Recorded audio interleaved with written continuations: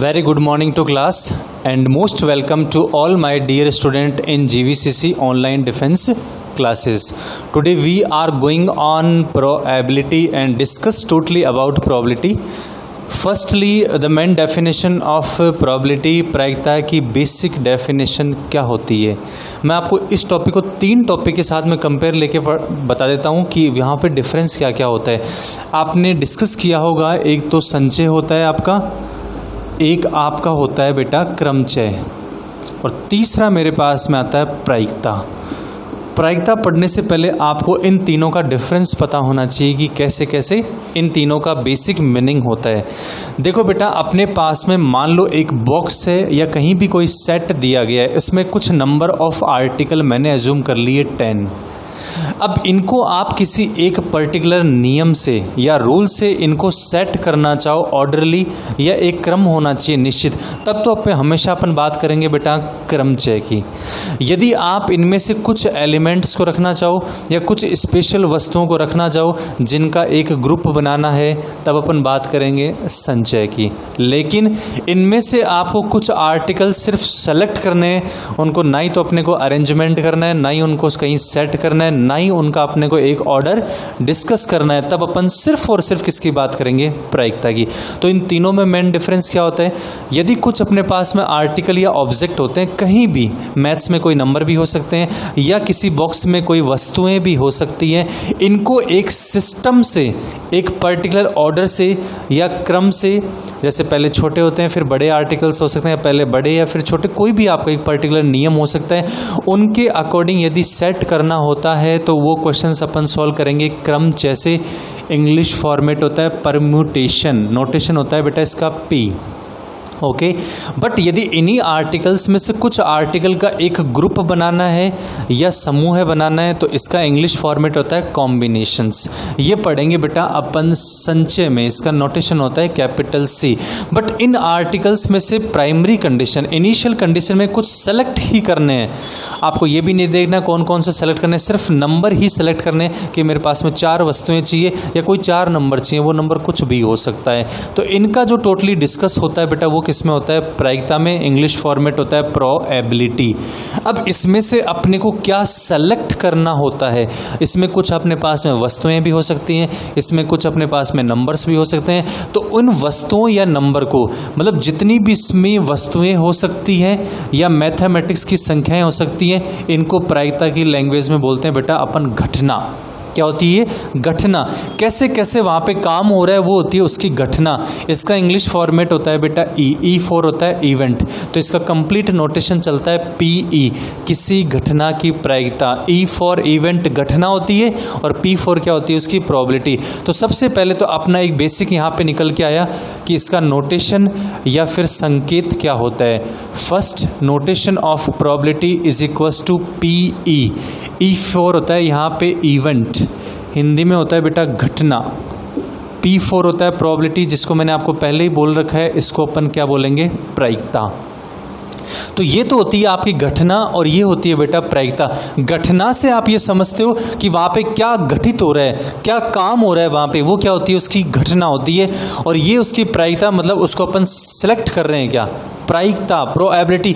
कैसे वो सेलेक्ट हो सकती है, कैसे उसको चुन सकते हैं, कैसे उसको अपन अपने पास सेट कर सकते हैं, ये टोटल किस में आता है बेटा, प्रायिकता में। तो किसी घटना की प्रायिकता, इसका मतलब क्या हुआ, वो जो काम हो रहा है उसको अपन कितनी बार सेलेक्ट कर रहे हैं, वो क्या होती है प्रायिकता। तो बेसिक मीनिंग समझ में आया। यहाँ पे ना तो आपको क्रम सेट करना है, ना ही कोई समूह बनाना है, सिर्फ आपको सेलेक्ट करना है वहाँ पे और कोई काम नहीं करना। इसके लिए जो अपन टॉपिक पढ़ने जाते हैं वो कौन सी होती है, प्रायिकता टॉपिक चलता है, ओके। तो इसमें अपने पास में कुछ नंबर्स ऑफ आर्टिकल आएंगे, उनमें से आपको क्या करना है बेटा, सेलेक्ट करना है। और जो आर्टिकल्स ऑब्जेक्ट आते हैं उनको प्रायिकता की लैंग्वेज में अपन हमेशा बोलते हैं बेटा घटना। और इस घटना का जो सिंबल होता है वो तो क्या होता है बेटा, पीई होता है, ओके। तो यहाँ से एक मैं फॉर्मूला बनाने जा रहा हूँ स्मॉल फॉर्म का, कि पीई का तो मतलब होता है उस काम को आप सेलेक्ट कर रहे हो या कंप्लीट कर रहे हो। यदि उस काम को आप सेलेक्ट नहीं कर रहे हो, यदि उस काम को आप सेलेक्ट नहीं कर रहे हो, तो आप पीई डैश भी नोट कर सकते सकते हो या उसको PE बार भी नोट कर सकते हो। दोनों का मीनिंग प्रायिकता में क्या होगा बेटा, सेम, और आंसर इसका आएगा 1 और इसका भी आंसर क्या आएगा बेटा 1। ये होता है बेसिक थ्योरम ऑफ प्रोबेबिलिटी। इससे प्रायिकता का एक परिभाषा और निकल के आती है जिसको क्वेश्चन करने में अपने पास में जरूरत भी महसूस होती है। इसका मतलब ये हुआ किसी काम को कंप्लीट कर रहे हो और उसी काम को आप कंप्लीट नहीं कर रहे हो तो इसका आंसर मैं कितना बताने जा रहा हूं, आपको 1 बताने जा रहा हूं। इसका मतलब आपको ना तो ग्रुप बनाना है वहां पे, ना ही आपको समूह बनाना है। आपने टोटल यदि 10 के 10 ले लिए तो आपके पास में कितने मेथड हुए बेटा, 1 मेथड है। 10 अपने पास में वस्तुएं आर्टिकल थी, आपने 10 ही बाहर निकाल दी। तरीका क्या हुआ, एक तरीके में 10 बाहर निकाल दो। आपको ना ही तो उनको आगे पीछे सेट करना है, ना ही कहीं समूह बनाना, आपको तो सेलेक्ट करनी है। तो मेथड कितना हुआ, 1। तो प्रोबेबिलिटी का मैक्सिमम से जो मैक्सिमम आंसर होता है वो डिपेंड करता है इन आर्टिकल्स पे कि आप सभी आर्टिकल्स को सेलेक्ट कर लोगे तो आंसर कितना होगा 1। आप किसी भी आर्टिकल को सेलेक्ट नहीं करोगे तो आपका आंसर कितना होगा 0। तो मैक्सिमम से मैक्सिमम जो प्रोबेबिलिटी होती है उसकी वैल्यू होती है 1 और मिनिमम से मिनिमम प्रोबेबिलिटी होती है वो कितनी होती है बेटा 0। उसी आर्टिकल के संदर्भ में मैं बात कर रहा हूँ। तो बेटा यहाँ जो आपका PE या प्रोबेबिलिटी का जो वैल्यू होता है वो क्या निकल के आया है, अपन वहाँ उस ऑब्जेक्ट से देख रहे हैं तो मिनिमम वैल्यू तो निकल के आया है बेटा 0 और मैक्सिमम वैल्यू कितना निकल के आया 1। इसका मतलब काम को नहीं करना 0 पे जाओगे, काम को पूरा कर रहे हो तो आंसर कितना मिलेगा 1। यदि बीच में आपको कुछ ही वहां पे सेलेक्ट करना है तो आपका आंसर आएगा बेटा 0 से लेके 1 तक। पूरी प्रायिकता में यदि आंसर आपका इस नंबर के अंतराल के अलावा कहीं मिल जाएगा, 0 से कम मिल जाए या 1 से ऊपर मिल जाए तो बेटा जी आप क्वेश्चन को रॉन्ग करने जा रहे हो। 1 से ऊपर कभी आंसर नहीं मिलेगा और 0 से कम कभी आंसर नहीं मिलेगा। आपका आंसर या तो 0 रहेगा या 1 रहेगा या इनके बीच में कोई भिन्नों में या फ्रैक्शन नंबर आ सकता है बेटा। इधर भी यदि आप आंसर को लेके जाओगे तो भी गलत हो जाएगा, इधर भी आप आंसर को लेके जाओगे तो भी क्या हो जाएगा गलत। तो क्वेश्चन को करने से ज्यादा आपको ध्यान में ये रखना है कि इस अंतराल के बाहर आपका आंसर तो नहीं जा रहा है। मैं ऐसा क्यों बताने जा रहा हूं, मैं वापस रिपीट करता हूं। यदि आप नंबर को सेलेक्ट नहीं कर रहे हो तो आप वहां पे कोई काम नहीं कर रहे हो तो कितना हो गया 0। यदि आप टोटल वहां पे नंबर को सेलेक्ट कर रहे हो तो आपने एक बार में ही उनको सेलेक्ट कर लिया, ना तो उनका ऑर्डर देखना है, ना ही उनका सीक्वेंस देखना है, ना ही उनका क्रम अपने को देखना है, सिर्फ आपको तो सेलेक्ट करना है। तो कुछ घटनाओं में से सिर्फ संभावित घटनाओं को सेलेक्ट करने को ही अपन क्या बोलते हैं बेटा प्रायिकता करते हैं। उनमें ऑर्डर, क्रम, सीक्वेंस, सीरीज कुछ भी मायने नहीं रखता है। तो इसके अकॉर्डिंग मिनिमम वैल्यू 0 होता है और मैक्सिमम वैल्यू कितना होता है 1। तो ये आपका बेसिक थ्योरम ऑफ प्रोबेबिलिटी कहा जाता है जिसमें आपको ये पता होता है कि इसकी वैल्यू कहाँ से कहाँ तक आती है। तो एक तो क्वेश्चन यहाँ पे क्या बन जाएगा, कोई भी प्रायिकता का आंसर नेगेटिव नहीं आएगा और कोई भी प्रायिकता का आंसर 1 से ऊपर नहीं आएगा। ओके, नेक्स्ट बात करते हैं। नेक्स्ट में ये हुआ किसी वर्क को आप कंप्लीट कर रहे हो या कोई घटना पूरी हो जाती है तो, और यदि कोई घटना पूरी नहीं होती है तो उसका आंसर कितना हो गया 1। तो मैं ऐसे भी बना सकता हूँ, यदि PE का आंसर चाहिए और आपको नहीं की प्रायिकता दी हुई है तो ये फॉर्मूला भी यूज़ कर सकते हो। यदि आपको नहीं की प्रायिकता चाहिए तो आपको हाँ की प्रायिकता को 1 में से क्या करना है बेटा माइनस। शॉर्ट फॉर्म में हमेशा मैं पूरी प्रायिकता में बेटा PE को आपको हाँ या यस से नोट करूँगा और PE को मैं आपको नोट करूँगा नहीं या नो से। इसका मतलब इसमें आप काम को कंप्लीट करोगे, इसमें काम को कंप्लीट नहीं करोगे। ये डैश भी हो सकता है या फिर बार भी हो सकता है जो मैंने आपको यहाँ नोटेशन में बता दिया। दोनों यूज़ कर सकते हैं अपन, वो क्वेश्चन पे डिपेंड करेगा, कंडीशन पे डिपेंड करेगा। ओके, तो PE को हमेशा प्रोबेबिलिटी में आप नोट करना हाँ या फिर यस और PE नोट को आपको नोट करना है नहीं या फिर क्या हो जाएगा नो हो जाएगा। क्लियर। अब अपन बेसिक फॉर्मूले की बात करते हैं कि प्रायिकता में किसी काम को कंप्लीट करते हैं तो फॉर्मूला क्या बन सकता है। देखो बेटा, प्रायिकता में अपने पास में सबसे पहली शर्त तो है कि कोई ना कोई घटना होनी चाहिए, मतलब इवेंट होना चाहिए। अब उनमें से आपको सेलेक्ट करना है। 2 क्वेश्चन तो मैंने करवा दिए, यदि नहीं करना है तो 0 आएगा और सभी को करना है तो कितना आ जाएगा बेटा 1। अब इनके बीच में कोई नंबर है तो क्या आंसर होगा।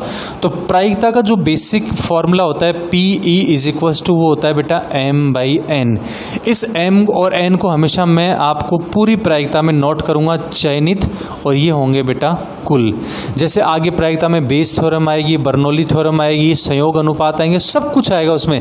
तो मैं ऊपर वाले नंबर को हमेशा चयनित या मैं सेलेक्ट बोलूँगा और नीचे वाले नंबर को अपन कुल या क्या बोलेंगे, शॉर्ट फॉर्म में बेटा टोटल बोलेंगे। क्योंकि प्रायिकता का डेफिनेशन यही होता है कि कुछ आर्टिकल्स हैं, उनमें कुछ को आपको क्या करना है, सेलेक्ट। तो ये एक रेट भी बन जाती है, ये एक दर भी बन जाती है, या दूसरा नाम इसमें मैथ्स में क्या निकल जाता है, इसकी प्रायिकता भी निकल जाती है। ओके, तो M4 होता है चयनित तरीके और N4 होता है कुल तरीके, जिनको अपन शॉर्ट फॉर्म में बोलेंगे बेटा सेलेक्ट और टोटल अपने पास में हो जाएगा। एक छोटा क्वेश्चन यदि अपन करने जाएं, यहाँ पे एक छोटा क्वेश्चन यदि अपन करने जाएं कि मेरे पास में कहीं ना कहीं किसी वर्क को कंप्लीट करने की प्रायिकता है बेटा 1/2, तो दूसरा क्वेश्चन आ गया कि नहीं करने की प्रायिकता है बेटा 3/4। तो क्या ये प्रायिकता के अकॉर्डिंग क्वेश्चन चलेगा, हाँ या ना में आपको जवाब देना है। तो सिंपल सा डेफिनेशन है कि इन दोनों को ऐड करेंगे, आंसर कितना होना चाहिए बेटा, 1 होना चाहिए। तो पहला क्वेश्चन, तो यदि इनको अपन ऐड कर दिया और आंसर 1 के इक्वल है तो अपन प्रोबेबिलिटी को करेक्ट बोलेंगे, वरना ये आंसर क्या हो जाएगा बेटा, नो। तो आई मीन मैं यदि इसको देखने जाऊं तो एलसीएम कितना आएगा बेटा 4, यहाँ पे कितना हो जाएगा 2 प्लस, यहाँ पे एलसीएम 2 1 जा कितना हो गया 2, यहाँ पे कितना हो जाएगा 3, तो 5/4। ये तो बेटा प्रोबेबिलिटी का क्वेश्चन बना ही नहीं आपके पास। दूसरा क्वेश्चन क्या हो सकता है, यदि मान लो PE की मेरे को काम करने की प्रायिकता दे दी, तो आपसे PE' पूछा जाए तो आपको आंसर कितना फाइंड आउट करना है, सिंपल सा मेथड है, 1 में से 1/2 को माइनस करोगे तो वो प्रायिकता किसकी आ जाएगी बेटा, E' की आ जाएगी। आंसर अपने पास में कितना होगा 1/2। तो यहाँ से छोटे मोटे क्वेश्चन क्या निकल के आ गए, कम से कम प्रायिकता कितनी होती है 0, मैक्सिमम प्रायिकता कितनी होती है 1। यदि आपको यस की प्रायिकता दी गई है तो नो की कैसे निकालोगे, 1 में से माइनस करना है। नो की प्रोबेबिलिटी दी है, यस की आपको फाइंड आउट करनी है तो आपको 1 में से क्या करना है बेटा, माइनस। ये तो रहते हैं आपके जनरली क्वेश्चन। अब थोड़ा सा ऊपर अपन प्रोबेबिलिटी को लेके जाते हैं, तो इसमें आपके पास में मेनली ये क्वेश्चन सॉल्व हो गए जिनमें मिनिमम प्रोबेबिलिटी, मैक्सिमम प्रोबेबिलिटी और इनके बीच में यदि कुछ नंबर्स को सेलेक्ट कर रहे हैं तो आंसर आ गए। अब इसमें एक छोटा फॉर्म का आंसर और कैसे आ सकता है वो देखो, इसको बनाने जाऊं मैं, संयोग अनुपात, एक होता है पक्ष और दूसरा होता है बेटा जी विपक्ष। इसमें मैं क्वेश्चन भी दूंगा और आपको साथ साथ में ये हेडिंग भी नोट करनी है। ओके, अब इसमें आपको देखना है कि संयोग अनुपात में पक्ष और विपक्ष पे अपन कैसे वर्क करते हैं वो देखना है। पक्ष का मतलब वही मैं आपको बोलूँगा कि PE की बात कर रहे हैं, और विपक्ष की बात कर रहा हूँ मैं तो मैं बोलूँगा PE' की बात करूँगा हमेशा, या आप नोट कर सकते हो PE बार की। संयोग अनुपात क्या होता है इसके लिए मैं आपको डिस्कस करता हूँ। बेटा प्रायिकता का जो मेन आपके पास में फॉर्मूला हुआ करता था ना, वो ये हुआ करता था PE = M/N। ठीक है, अब इनमें बट्टे का चिन्ह है तो मैं इसको क्या बोल सकता हूँ, यहाँ पे अनुपात बोल सकता हूँ। क्लियर हुआ, क्योंकि PE का फॉर्मूला कितना होता है, चयनित तरीके बटे कुल तरीके, selection method divide by total method, ये फॉर्मूला हुआ करता है बेटा। अब इसमें डिवाइड का साइन लग रहा है तो मैं इसको क्या और बोल सकता हूँ, यहाँ पे अनुपात भी कह सकता हूँ, क्योंकि बट्टे का चिन्ह लगा हुआ है, मतलब इसके रेफरेंस में ये वैल्यू कितना है तो ये क्या हो सकता है इसका अनुपात। तो मैं इसको बोल सकता हूँ बेटा M/N। क्या आप बता सकते हैं अपन इसको, M/N में इसको अपन लिख सकते हैं। दूसरा, तो किसी प्रायिकता के मेन फॉर्मूले को अपन अब शॉर्ट फॉर्म में M/N में भी लिख सकते हैं। तो देखो बेटा, कहीं पक्ष की बात आएगी, मतलब काम कर रहे हैं या काम आपके पक्ष में हो रहा है तो मैं उसको बोलूँगा PE, कहीं काम नहीं हो रहा है तो मैं उसको बोलूँगा विपक्ष। इसका नोटेशन होता है PE' या फिर हो सकता है बेटा PE बार भी हो सकता है, दोनों नोटेशन एक ही होंगे। अब यहाँ से मैंने दोनों से डिवाइड का साइन रिमूव किया है तो यहाँ पे कौन सा साइन लग गया बेटा, अनुपात। तो ये टॉपिक किसका चल गया, अनुपात का चल गया। अब संयोग अनुपात का मतलब इनका साथ साथ अपने को अनुपात से भी स्टडी करनी है, तो ये संयोग अनुपात हो गया। तो अपने पास मैं कुछ नोट्स बना रहा हूँ आपके लिए, 2 स्टेटमेंट के लिए। कोई काम आपके पास में कंप्लीट हो रहा है और वही काम आपके पास में कंप्लीट नहीं हो रहा है, वही काम आपके पास में कंप्लीट नहीं हो रहा है। इसका मीनिंग आपको समझना है यस हाँ या पक्ष में, और इसका मीनिंग समझना आपको नो नहीं या विपक्ष में। तो किसी क्वेश्चन में आपको प्रायिकता दे दी है काम करने की और किसी क्वेश्चन में उसी काम को प्रायिकता नहीं दी है, तो करने की जो प्रायिकता होगी ना, तो काम को जो करने की प्रायिकता होगी उसका आंसर होगा PE divided by PE dash. ये एक फर्स्ट फॉर्मूला यहाँ पे निकल के आ गया। काम को मैं कंप्लीट कर रहा हूँ और काम को मैं कंप्लीट नहीं कर रहा हूँ, तो इस नहीं करने पे काम को आपने कैसे किया या कितनी बार किया, उसका आंसर होता है काम को करना। मतलब आपने इसको सेलेक्ट किया, टोटल किसके बेस पे चाहिए आपको, इसके बेस पे चाहिए, 1 के बेस पे आपको नहीं चाहिए, तो कितना हो जाएगा PE डैश। यदि आपको PE डैश की प्रायिकता चाहिए, यदि आपको PE डैश की प्रायिकता चाहिए मतलब इसके बेस पे, तो आपको जो चाहिए वो तो कहाँ जाएगा बेटा, अंश में, क्योंकि ये क्या होता है चयनित, और टोटल आपको किस पे दिया हुआ है PE पे। थोड़ा सा आपको ऐसा कंफ्यूज लगा होगा कि सर अपन प्रायिकता तो 1 के अकॉर्डिंग बात करते हैं, प्रायिकता की तो 1 के अकॉर्डिंग बात करते हैं, बट बेटा इस क्वेश्चन की लैंग्वेज चेंज है। अगले ने अपने को क्वेश्चन क्या दिया, ये तो काम को करना है और इस काम को नहीं करना है। अब काम को करने की प्रायिकता नहीं करने पे अपने को चाहिए कितनी होगी, तो 1 की बात नहीं कर रहे, नहीं करने के बेस पे आपको करने की प्रायिकता पूछी गई है।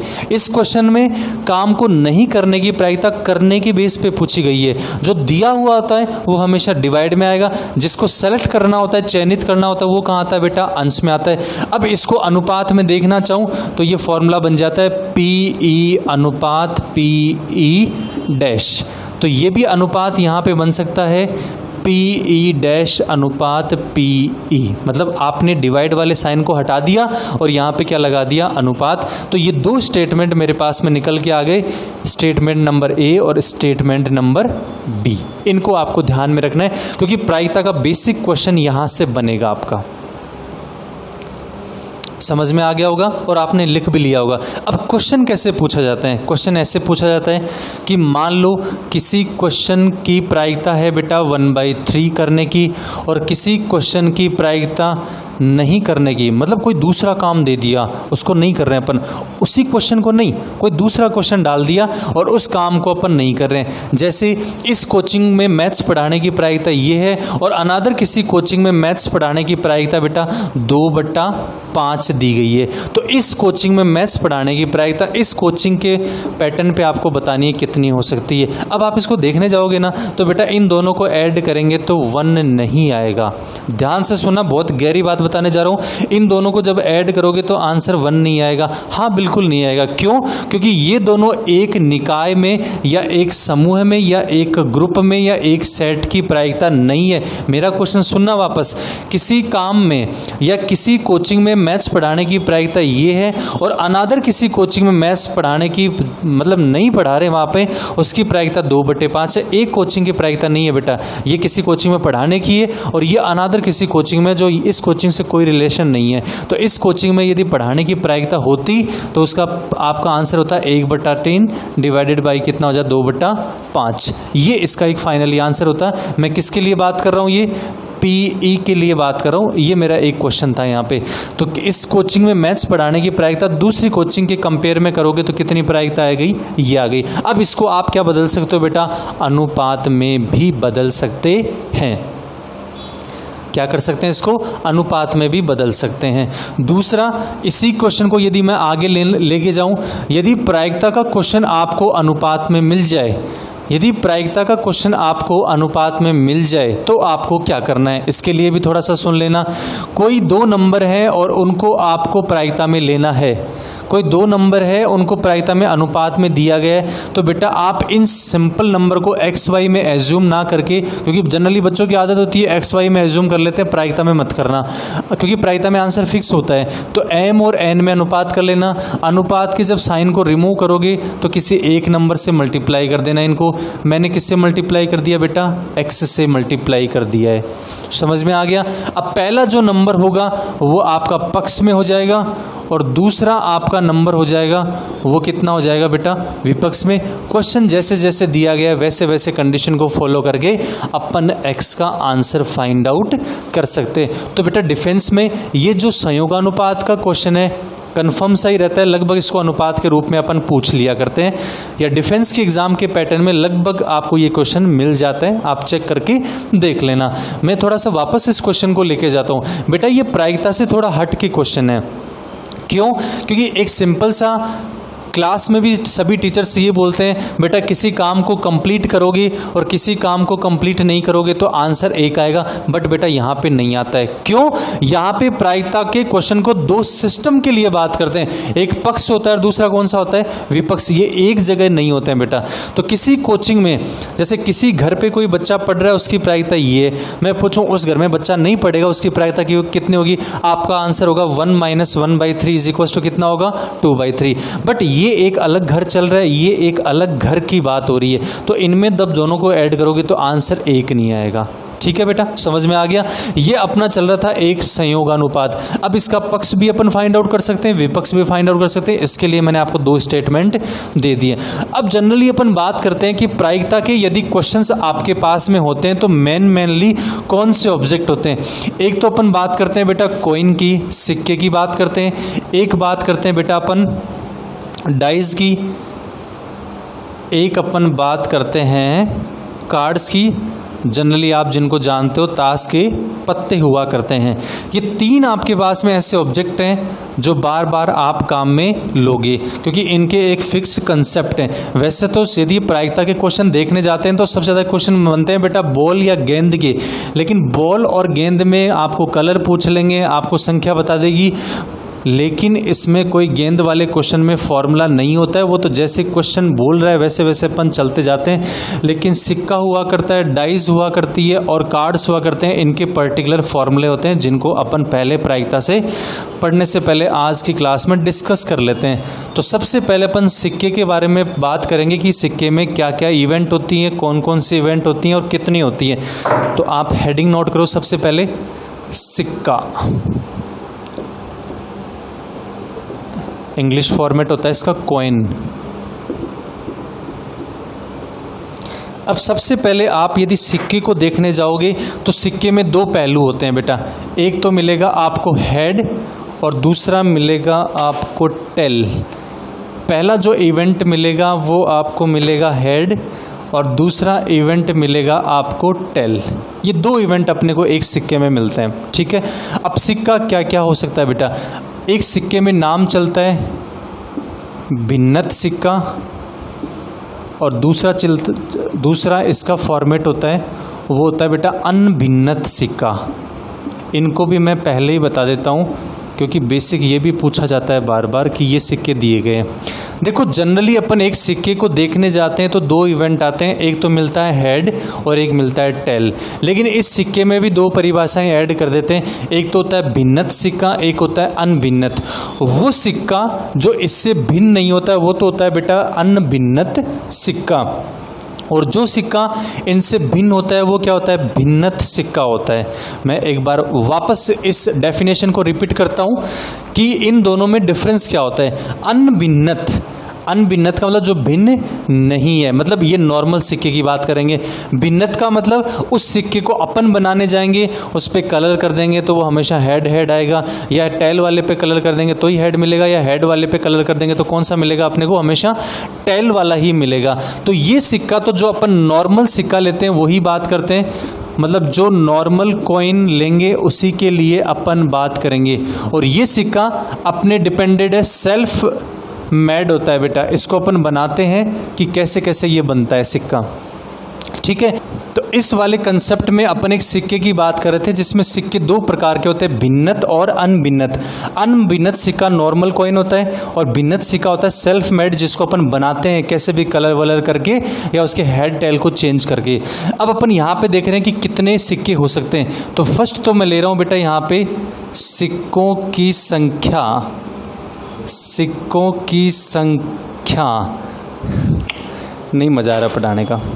पहले यहाँ पे अपन देखने जा रहे हैं सिक्कों की संख्या और यहाँ पे दे रखे हैं बेटा तरीके। अब मैं इसके लिए एक शॉर्ट फॉर्मूला आपको बता देता हूँ। कहीं भी कोई भी आर्टिकल की बात हो, चाहे उसमें सिक्के आ जाएं, चाहे उसमें पासा या डाइज आ जाए, या कोई और आर्टिकल दे, उसमें बेसिक में आप सबसे पहले ये देखो कि उसके आधार पे कितने नंबर आ रहे हैं। आधार का मतलब उसके पहली बार में कितने आ रहे हैं, हेड और टेल, ये नंबर नीचे लिख देना। और उसके बाद में जितने सिक्के लो, जितनी बार आप उछालो, वो नंबर यहाँ पे अपन यूज़ करेंगे। वापस सुनो, चाहे सिक्का मिल जाए, चाहे डाइज मिल जाए, डाइज मतलब पासा भी हो सकता है, या कोई और आर्टिकल मिल जाए, उसके बेसिस पे आपको देखने कि पहली बार में कितनी घटनाएं आती है, उनको तो लिखना है बेटा आधार पे। अब वो अपन सिक्के कितनी बार उछाल रहे हैं, कितनी बार उसको अपन काम में ले रहे हैं, या कितने सिक्के डाइज काम में ले रहे हैं, वो यहाँ पे, तो इसको मैं लिख सकता हूँ कितनी बार, कि आप कितने नंबर के आप ले रहे हो वहाँ पे। ठीक है, सपोज दैट सिक्कों की संख्या, मेरे पास में एक सिक्का है तो बेसिक नंबर कितनी है, 2 की पावर 1, आंसर कितना आ जाएगा 2। इसका मतलब आपके तरीके हो सकते हैं हेड और टेल। यदि आपके पास में 2 कॉइन है तो आपका आंसर रहेगा 2 की पावर 2, आंसर कितना रहेगा 4। ये होता है head head, tail tail, head tail और टेल हेड हो सकता है। यदि आपके पास में 3 सिक्के लेते हो तो आपका आंसर रहेगा 2 की पावर 3 इज इक्वल टू कितना हो गया 8। इसको मैं बनाने जाऊं तो ये ट्रिपल हेड हो सकता है या ट्रिपल टेल हो सकता है, या हेड हेड टेल हो सकता है, या टेल टेल हेड हो सकता है, या हेड टेल टेल हो सकता है, टेल हेड हेड हो सकता है, या फिर हेड टेल हेड हो सकता है, या टेल हेड टेल हो सकता है। ये कितने इवेंट हो गए 8। यदि मैं सिक्कों की संख्या बेटा 4 लेने जाऊं तो आपका आंसर रहेगा 2 की पावर 4 इज इक्वल टू 16। बनाने की जरूरत नहीं है बेटा, अपने को पता चले कौन से 16 है। ऐसे ही करके यदि मैं n नंबर ले लूं, मैं n सिक्के यहाँ पे रखूं, मतलब सिक्कों की संख्या कितनी हो सकती है, तो आपका आंसर रहेगा 2 की पावर n। ये मैंने लास्ट फॉर्मूला आपको यहाँ पे शो कर दिया। जितने सिक्के लेते हो उतना बेसिक आधार के नंबर पे क्या लग जाएगी बेटा, पावर यूज़ कर लेंगे, तो आपके पास में आंसर आ जाएगा कि कितनी कितनी घटनाएं 2 हो सकती हैं, 4 हो सकती है, 8 हो सकती है, 16 हो सकती है, या ज़्यादा भी हो सकती है। लेकिन कम से कम यदि एक सिक्के को अपन काम में लेते हैं तो बेसिक कितनी घटनाएं मिलती हैं आपको, 2 मिलती है। इसी आधार पर मैं इन्हीं फॉर्मूले को साथ साथ लेके चल रहा हूँ। और मैं डाइज की बात कर रहा हूँ बेटा, डाइज में कितने होते हैं, तो डाइज मतलब पासे में कितने हो सकते हैं। यदि आपको पासा दे दे तो क्या क्या हो सकता है, इसके बारे में बात करेंगे। सबसे पहले पासों की संख्या, पासों की संख्या कितनी कितनी लेने जा रहे हो। उसके बाद में अपन देखेंगे कुल तरीके, कि कुल तरीके कितने हो सकते हैं। पासों की संख्या में अपन ने ले लिया कि 1 है तो आपके पास में होगा 6 की पावर 1 इज इक्वल टू 6। यदि 2 हैं तो 6 की पावर 2 इज इक्वल टू कितना होता है 36। यदि 3 पासे हैं तो 6 पे पावर 3 लगाते जाओ, कितना हो जाएगा 6 मल्टीप्लाई 6 मल्टीप्लाई 6, जिनका कितना होता है 216। ये आपके पास में नंबर होते हैं। तो जो भी आपके पास बेसिक नंबर आता है उनमें पासों की संख्या को साथ साथ लगाते जाइए और आपके आंसर आते जाएंगे। अब क्वेश्चन ये आ गया कि 6 नंबर कौन से होते हैं, वो आपको ऑलरेडी पता है, 1 2 3 4 5 6। दूसरा 36 नंबर आने चाहिए, तो 2 पासों में 1 1 भी मिल सकता है और लास्ट में मिल सकता है बेटा 1 और 6। दूसरी रो आपकी स्टार्ट हो सकती है 2 1 से लेके कितना हो सकता है 2 6 तक हो सकता है। ऐसे यदि अपन लास्ट देखना चाहें तो 6 1 से स्टार्ट होगी और कहाँ तक चलेगी बेटा 6 और 6 तक चली जाएगी। तो आपके पास में 36 हो जाएंगे। 216 मैथमेटिकल नंबर याद होने चाहिए, वैसे अपने को बनाने की कोई ज़रूरत नहीं है क्योंकि बहुत शॉर्ट फॉर्म से आएंगे या ट्रिक्स आएंगी जिनके अकॉर्डिंग अपन बात कर लेंगे। तो सिक्के के बारे में अपन ने बात कर ली और पासे के बारे में अपन ने बात कर लिया। अब पासे में कौन कौन सी छोटी छोटी बातें हैं वो अपन और देखने जा रहे हैं। पासे में जो भी आपको नंबर्स मिलते हैं बेटा, उनमें बेसिक छोटे छोटे क्वेश्चंस क्या रहते हैं, लिखने के बजाय अपन एक बार ऑरली डिस्कस कर लेते हैं। ऑरली डिस्कस का मतलब ये हुआ कि पहली बार में जो नंबर आते हैं उसमें सम संख्याएं कितनी आती हैं आपको ऑलरेडी पता है, 2 आएगा, 4 आएगा और कितना आएगा 6। विषम संख्या कोई आपसे पूछे तो वो भी नंबर कितने आएंगे 1 2 3। यदि नेचुरल नंबर प्राकृत संख्या पूछे तो कितने मिलते हैं 6 मिलते हैं। तो ये तो बेटा क्लियर है, आपको पता है। दूसरा, यदि मैं इसमें ये पूछने चाहूँ कि कौन कौन से नंबर क्या होते हैं बेटा, तो आपके पास में इसमें कैसे कैसे क्वेश्चन बनते हैं। क्वेश्चन ये भी बन सकता है कि पासों का यदि एक जोड़ा है तो इसमें कितने पासे हो सकते हैं 2, तो प्राप्त होने वाली संख्याएं सम संख्याएं आनी चाहिए। सम संख्या का मतलब इन दोनों का जो योग है वो कितना आना चाहिए, एक सम आना चाहिए। तो 1 1 का योग कितना आता है बेटा 2, तो ये एक सम संख्या का पेयर या जोड़ा बन रहा है। अगले वाला आएगा 1 और 2, तो ये बेटा क्या, यदि जोड़ोगे तो कौन सा नंबर आ गया, विषम संख्या, तो ये विषम नहीं होगा। दूसरा एक क्वेश्चन बन गया यहाँ पे। दूसरा क्वेश्चन बन सकता है कि जितने नंबर आ रहे हैं उनका योगफल ये होना चाहिए। तो जो भी आपके पास में ग्रुप बन रहा है उन दोनों नंबर को आप जोड़ लो, उतना योग उसके इक्वल है या नहीं है, उससे कम भी आ सकता है और ज़्यादा। तीसरा इसमें ये पूछा जाता है कि आपके पास में ये नंबर जो आ रहे हैं वो यदि सेम है क्या। जैसे सेम नंबर कितने होते हैं 1 1, नेक्स्ट वाले में आएगा 2 2, नेक्स्ट वाले में 3 3, 4 4, 5 5 और 6 6। इनको बोलते हैं बेटा अपन डबलेट्स। क्या होते हैं ये, डबलेट्स। तो यदि डबलेट्स की मैं बात करूं, समान संख्याएं की बात करूं, तो कितनी आती हैं बेटा 6। कौन कौन से ग्रुप बनते हैं 1 1 से लेके कितने बन सकते हैं 6 6, मतलब 6 ग्रुप ये बनते हैं आपके। तो इसमें सम संख्या का क्वेश्चन भी आ सकता है, विषम संख्या का भी आ सकता है, इनका योगफल का भी आ सकता है, और या फिर इनके डबलेट्स भी आपसे पूछे जा सकते हैं। थर्ड वन अपन बात कर रहे हैं बेटा कार्ड्स की। थर्ड वन अपना है कार्ड्स। कार्ड्स अपन जनरली यूज़ करते हैं यहाँ पे ताश वाले। कार्ड्स का मीनिंग तो कोई भी कार्ड्स हो सकता है, लेकिन मैं ताश के पत्तों के बारे में यहाँ पे बात करूँगा। जो भी ताश के पत्ते होंगे उनके बारे में अपन डिस्कस करेंगे। ओके, सबसे पहले तो आपको पता होना चाहिए कि ताश के कितने पत्ते होते हैं। तो मेरे को पता है कुल यदि पत्तों की बात करेंगे अपन तो होते हैं बेटा 52, 52 पत्ते आपके पास में होते हैं। अब इनको कितनी कैटेगराइज में करते हैं, तो ये मेरे पास में कैटेगराइज होती है बेटा 4। कितने इनको प्रकारों में आप अलग अलग बनाओगे, 4 प्रकारों में आप इनको अलग अलग करोगे। 4 प्रकार कौन से हुआ करते हैं वो और देखते जाइए। फर्स्ट अपना हो सकता है बेटा ईंट का, आप ले सकते हो। सेकंड आप यदि देखने चाहो तो आप इसमें लाल पान ले सकते हो। थर्ड यदि आप इसमें देखना चाहो तो हुक्म ले सकते हो। और फिर आप ले सकते हो बेटा इसमें चीड़ी का पत्ता। इसमें ये होता है बेटा क्लब, हुक्म होता है स्पेड, इंग्लिश वर्ड भी आ सकता है इनका। लाल पान हो सकता है हर्ट, और ईंट आपका हो सकता है डायमंड। ये इंग्लिश में भी वर्ड्स सीधे पूछे जाते हैं आपके पास। तो ये डायमंड के पत्ते मिलेंगे, हर्ट के पत्ते मिलेंगे, स्पैड के पत्ते मिलेंगे और क्लब के पत्ते मिलेंगे। टोटल पत्ते हैं 52। इसमें भाग दो बेटा 4 का, तो पत्ते कितने आ जाएंगे 13 पत्ते इसके होंगे, 13 पत्ते इसके होंगे, 13 पत्ते इसके होंगे और 13 ही पत्ते किसके होंगे बेटा इसके। अब दूसरा इसमें आता है बेटा कलर। कलर का मतलब कौन कौन से रंग के पत्ते मिलेंगे आपको। मेन इसमें आप ये देखोगे तो लाल रंग का जो पत्ते होते हैं अपने पास में वो कितने मिलते हैं 13 और 13 कितने हो जाते हैं टोटल 26। ऐसे ही ब्लैक कलर या काले रंग के जो पत्ते मिलते हैं वो भी आपको कितने मिलते हैं बेटा 26। अब कौन कौन से मिलते हैं, ईंट को यदि आप हमेशा देखने जाओगे तो ईंट मिलती है आपको रेड। लाल पान को देखने जाओगे तो भी क्या मिलती है आपको रेड। हुक्म का पत्ता यदि आप देखने जाओगे तो आपको मिलता है ब्लैक, और चीड़ी का पत्ता आप देखोगे तो भी आपको क्या मिलेगा ब्लैक मिलेगा। इसका मतलब लाल रंग के पत्ते कौन कौन से होते हैं, ईंट और लाल पान का होता है। ये तो हो गया ईंट और ये होता है लाल पान के पत्ते। दूसरा काले रंग के पत्ते कौन से होते हैं, हुक्म के मिलेंगे या फिर चीड़ी के मिलेंगे। तो ये 26 जो पत्ते होते हैं वो हुक्म के मिलते हैं या फिर किसके मिलते हैं आपको, चीड़ी के पत्ते मिलते हैं। क्लियर हो गया। टोटल पत्ते अपने पास में होते हैं 52। 4 कैटेगराइज में अपन ने इसको डिवाइड कर लिया, उसमें 2 कैटेगराइज इनके कलर के बेस पे होती है।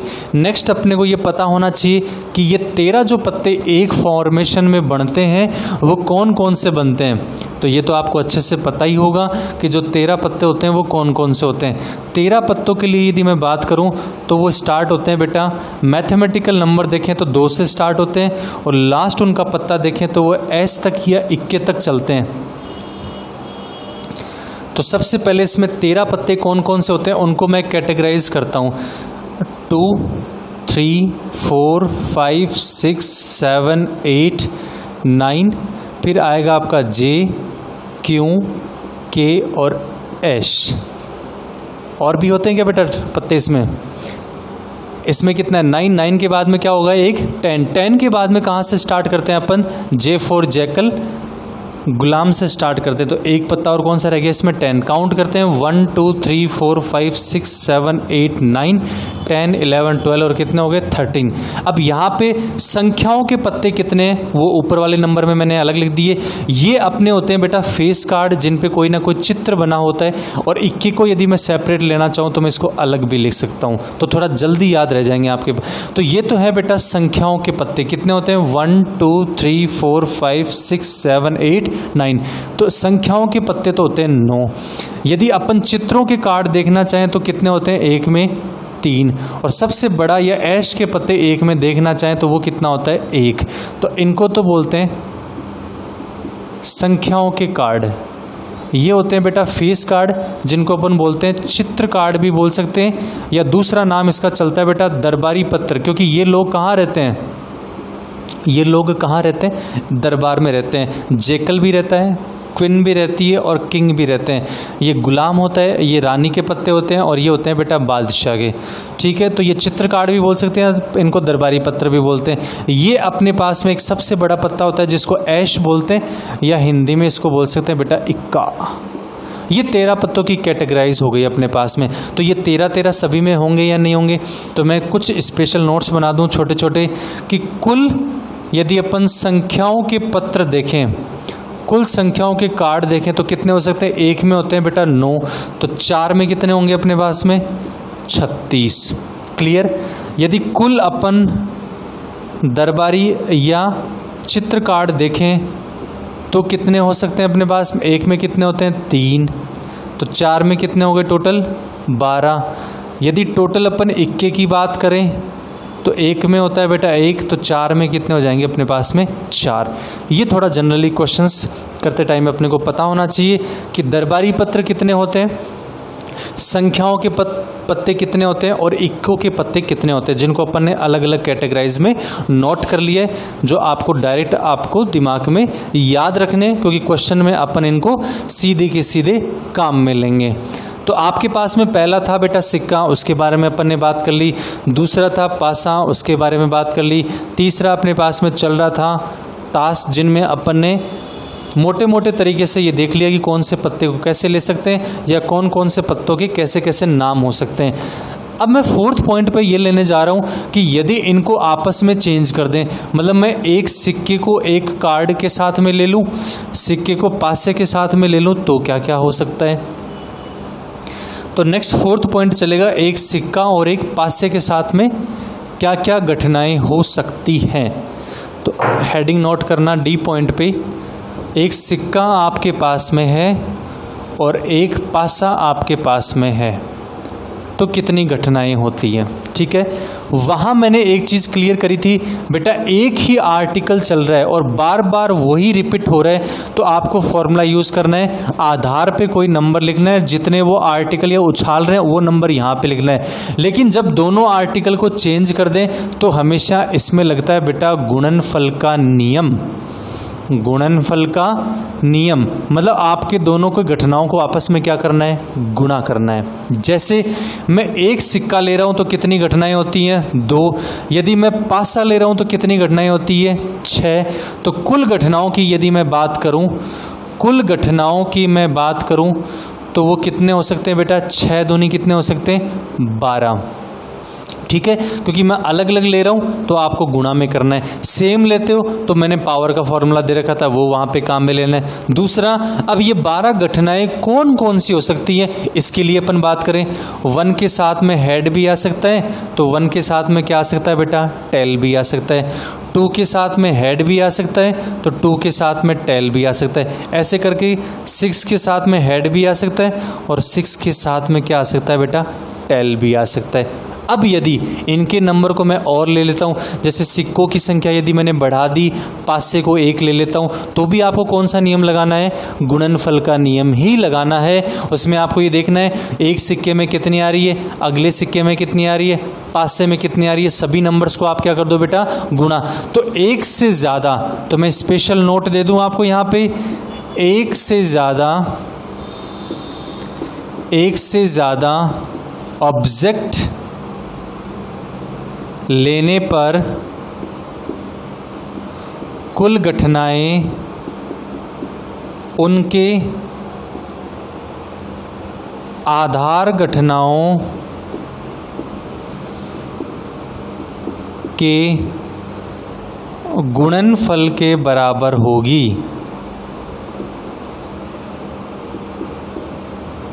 ये मेरे पास में एक शॉर्ट नोट्स दे दिया है कि जैसे आप 5 सिक्के ले लो, फिर एक पासा ले लो, तो सबकी जो आधार घटनाएं होती हैं उनको गुणा करो, आपके पास में कुल घटनाएं यहाँ पे मिल जाएगी। ये तो बेटा आज की क्लास में अपन ने कंप्लीट कर लिया। कल की क्लास में इस टॉपिक में यहाँ तक कोई शॉर्ट ट्रिक है वो अपन डिस्कस करेंगे, और आगे अपन चलेंगे बेटा सहप्रतिबंध प्रायिकता की बात करेंगे, या फिर इन घटनाओं को अपन कैसे कैसे अलग अलग मीडियम में पढ़ सकते हैं वो अपन बात करेंगे। समझ में आ गया? तो प्रायिकता का बेटा जो लेक्चर आज स्टार्ट हुआ है, इसकी 3 क्लासेस या मैक्सिमम रहेंगी बेटा 4 क्लासेस, तो साथ साथ आप रेगुलर लेते जाइए। ओके।